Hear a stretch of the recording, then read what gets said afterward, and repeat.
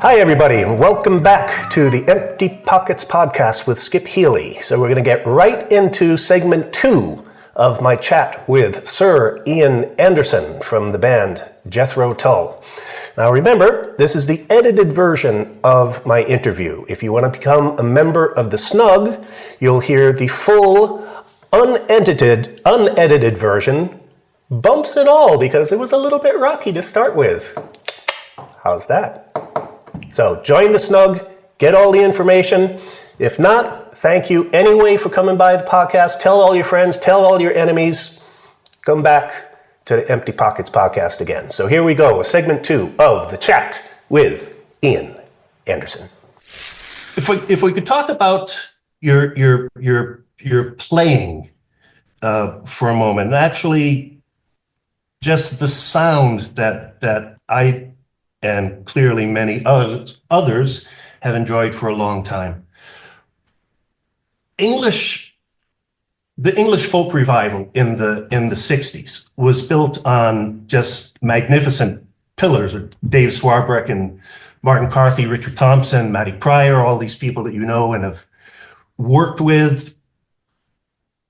And what I've always liked, at least to my ears, a lot of the bands when you started in the 60s really went very heavily towards American blues sounds, and Tull in the beginning had a bit blues influence, but there was always this you could always hear the English folk bass behind it, just with the style of the arrangements, the feeling of the music. And to me, as a teenager, when I was listening to that, what I really loved was hearing these two different sounds mixed so gracefully, just a hard rock sound, but was still almost a folk, Celtic, English revival sound holding it all together. And that really opened my ears up a lot to what can be built, what can be brought together, what kind of final product, so to speak, can come out with mixing of these various influences. Well, the overwhelming ambition of a lot of musicians in the mid-60s was to play the blues, and so the infatuation that many of us had with Black American folk music was evident in that by the end of the 60s, very strong underground music form, which was the middle class white blues bands in the UK, and we indeed were one of those when we first started in January of 1968 at the famous Marquee Club in London. But by then, I'd already really felt a little uncomfortable about imitating Black American music, and I thought, well, if the door opens, courtesy of being a slightly different, maybe progressive blues band, if that door opens for us in the sense of commercial reality, then I would like to go on to do something that felt a bit closer to home. And so with our second album in 1969, it embraced that eclecticism that I think Jethro Tull has been known for since then, by embracing elements of classical music and folk traditions from not only different parts of Europe, including Scotland, England, Ireland, but even further afield. So all of that was beginning to come into place. And I felt that as a European musician, it came more naturally to me to draw upon my European traditions. And, when I think of myself, my identity, yes, I was born in Scotland. I had a Scottish father, an English mother, and I lived in Scotland, was brought up in Scotland, moved at the age of 12 to enjoy puberty in the north of England. But I think of myself, firstly, really as a European, because going back through the ages, almost certainly on my father's side, the chances are quite strong that the family genealogy would go back to to Scandinavia, and before that into Central Europe. On my mother's side, chances are it also came from more Celtic side because she was born and grew up within a family that in the northwest of England, and chances are that was more of a Gallic, from France, if we go back many, many, many generations.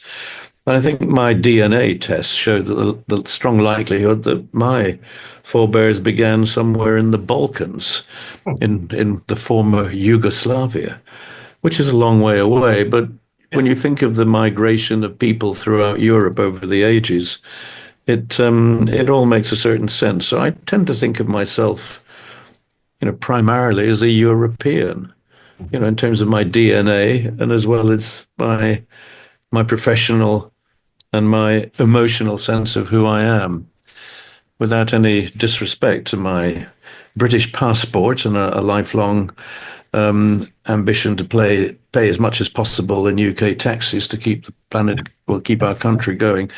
But I was actually briefly granted residency in Switzerland Oh yeah. back in 1973, and but three members of the band decided they wanted to go home to Britain, to England, to their families and friends, and didn't want to stay in Switzerland. And being in the canton of Vaud, we all had to learn to speak conversational French and join the tennis club and other social things to prove that we were worthy citizens.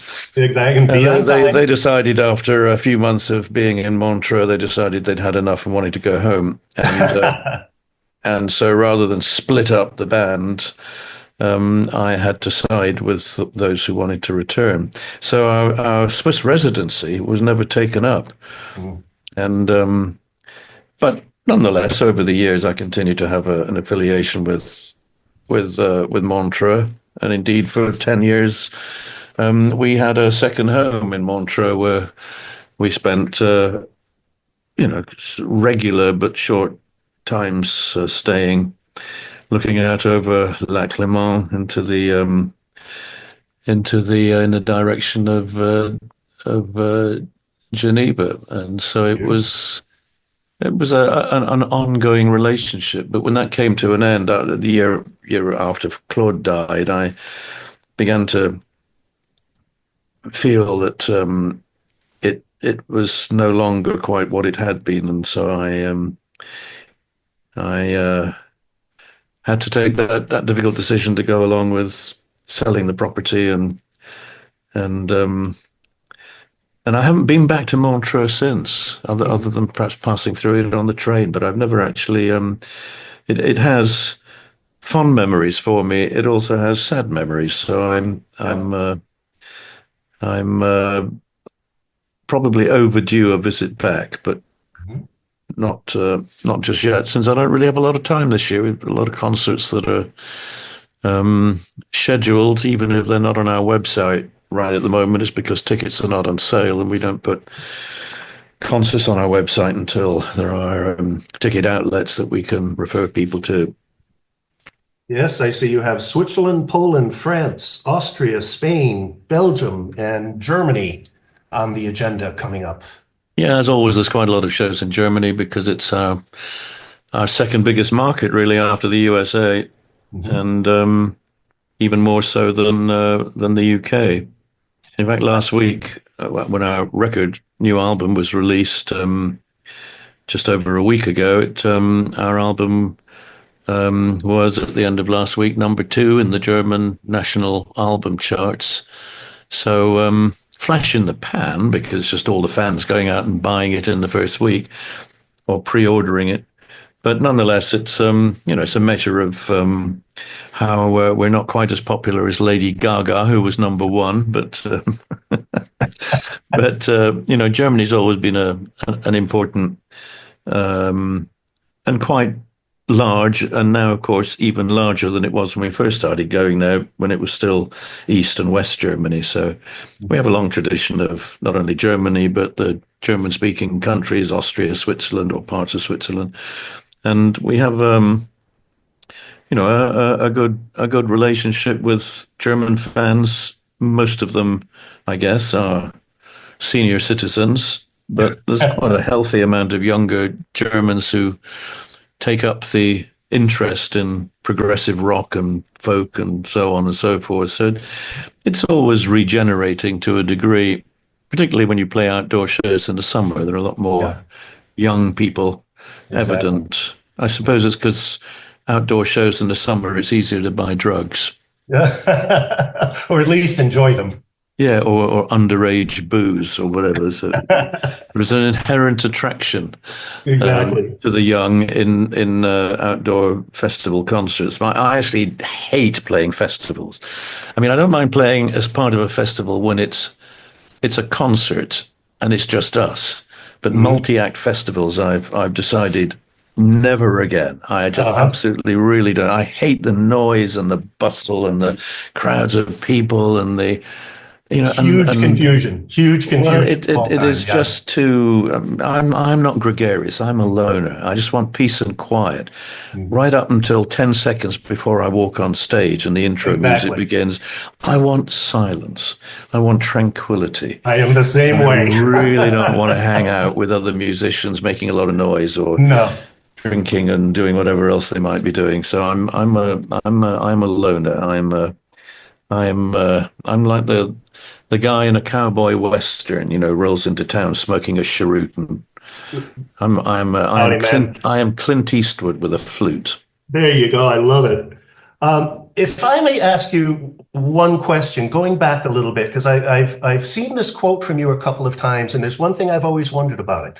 When you were talking about you became uncomfortable with playing blues, black blues from America. What was it that you were getting uncomfortable about? Was it the singing that supports the blues, or the not so much the style of music itself, but what was it that was making you uncomfortable about it? Or just that it was, as you said, associated more with America and you see yourself as more European? I missed the gist of the question. Uncomfortable about what exactly are you suggesting? That's what I was wondering, what you became uncomfortable with, because blues singing by Black people in America does have its own distinct, excuse me, that's my timer. That's my 30-minute timer. Stefan reminded me to set. Hmm. So was it being a white man not wanting to sound like a Black man in singing, or was it uh, in a way limiting? Well, there's limiting, yes, in the sense of musical simplicity, in the same way as classical Indian music using a bamboo flute is Yep. limiting if you consider that it is basically everything to a drone note. In the case of Yes. Hari Prasad Chaurasia, one of the venerable Indian flautists with whom I played a couple of times, he plays, if I'm not mistaken, I think he's usually in E flat, which Mhm. is a horrible key to play a concert flute in, as you Yes. can imagine. I'm building two E flat flutes. They're right behind me on the bench right now, Okay, as but harmony instruments with my B flat fifes. yeah, well, that's fine. But the point is that some music is inherently not limiting. Ultimately, if you're a prime exponent of that art, of that style of music, but limiting as a songwriter, if you have to think of everything as just being really a monophonic line over a fixed set of drone notes. It's just everything is in the same key from start to finish. Mhm.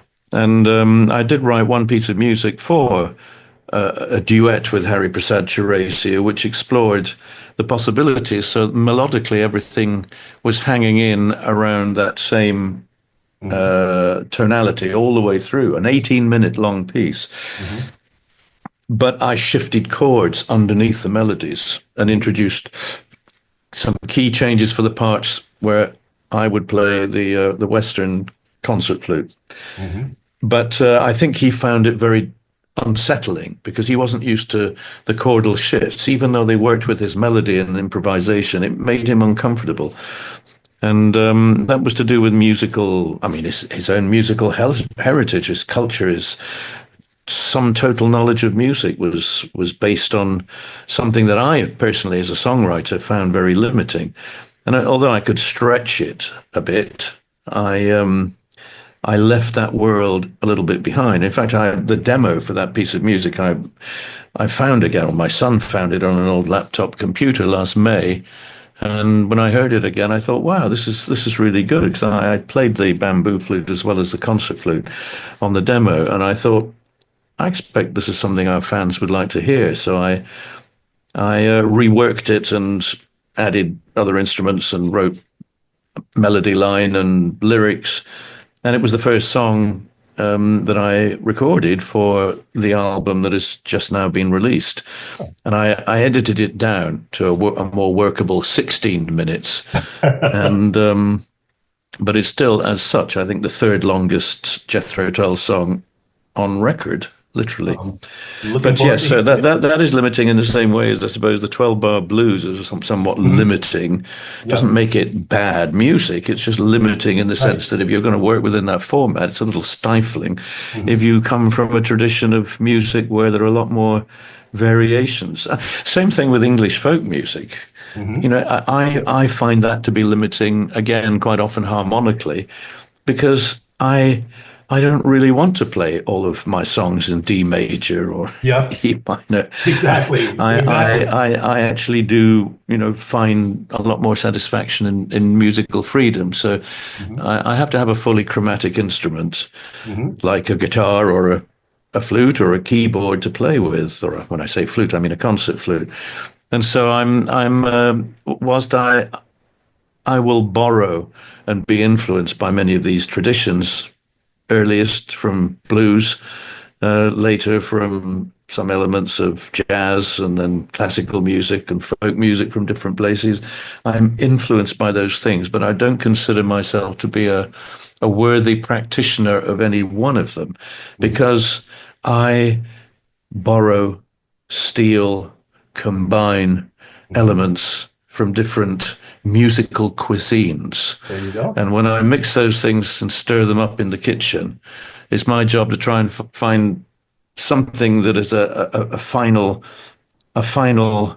meal that you can put on your plate, which is going to be a combination of tastes, textures, flavors that work together, as opposed to fighting each other or being joined together in ugly ways. And sometimes I get it right, sometimes I probably don't. But that's what I've tried to do over the years, is to bring together elements that satisfy me.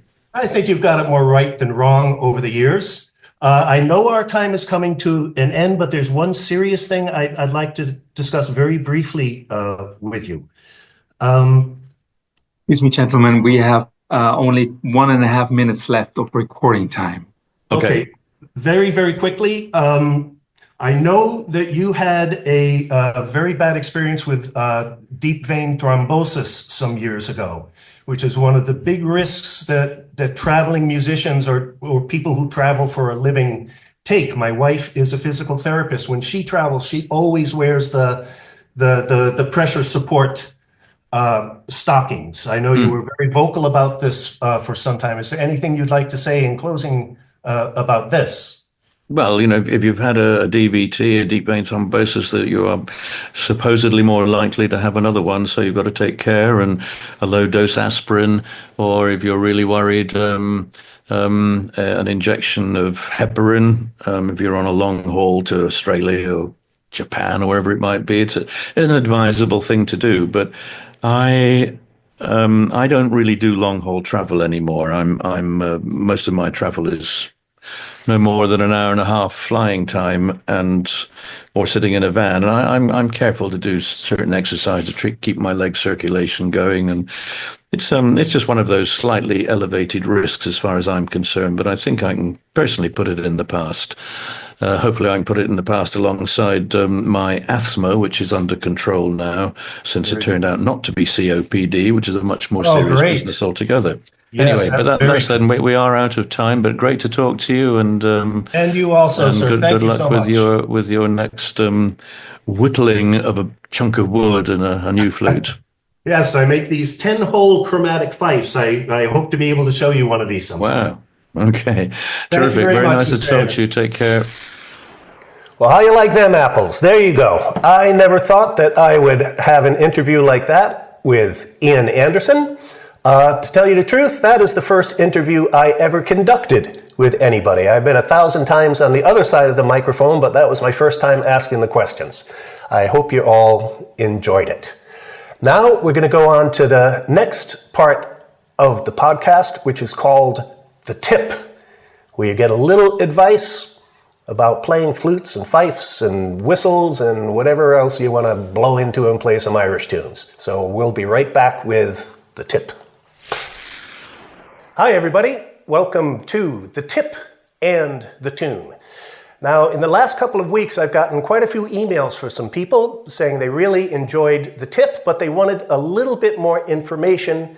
People have trouble developing the ability to draw a lot of air in because it's not really a natural thing to do. You breathe enough to keep yourself alive, but now you're breathing enough. You're breathing for two, as we say, okay?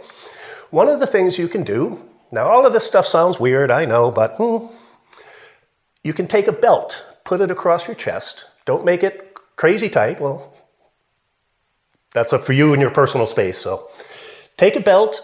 You want to stop your chest from expanding too much because what you want to do is focus on the diaphragm. This is the muscle down here. It moves in and out this way. That's what helps draw the air into your lungs.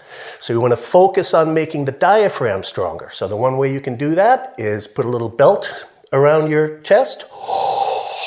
Practice taking deep breaths. Remember, you want that deep sound when you take the breath. Not is nothing. You got about 2 measures there, okay? I'm going to play at least 8 measures off that one breath, and I'll show you that in a minute. So breathe in when you breathe in. Very important thing. You can't play the flute without any air, okay? So this tune I'm going to play for you is called the Independence Hornpipe. Really nice bouncy tune. I'm sure some of you know it, but what I'm going to try to do is play the second half of the tune on one breath. And I have asthma.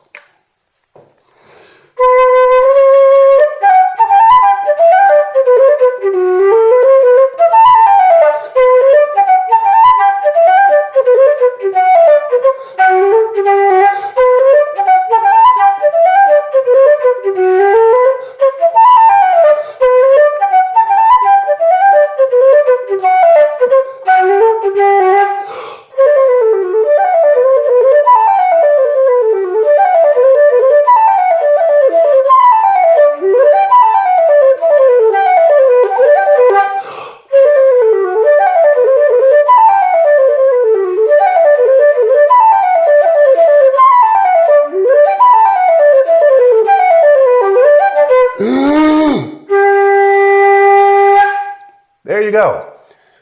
Little strap around your chest to practice your breathing. You can lay on the floor, put some books on your stomach, and practice deep breathing like that. There's lots of ways to do it, but remember, no air, no sound, no sound. That's just an ornament on the wall.